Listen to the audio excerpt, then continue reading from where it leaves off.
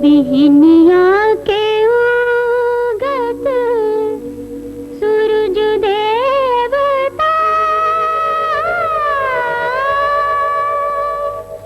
तोरे चरणन के प्रभु जी में दासी होवं।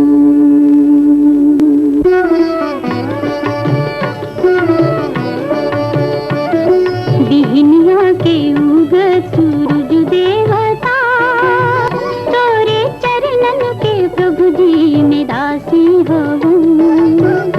बीच नदिया में रह के प्यासी होवं। बिहनिया के उगत सूरज देवता तोरे चरणन के प्रभु जी में दासी होवं। बीच नदिया में रह के प्यासी होवं।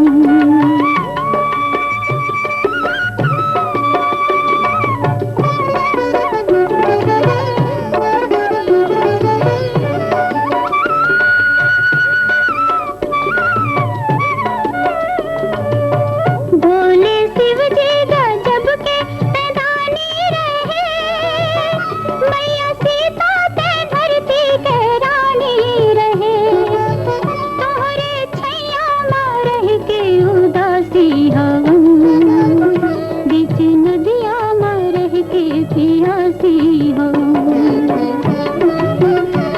बिहनिया के उगत सूरज देवता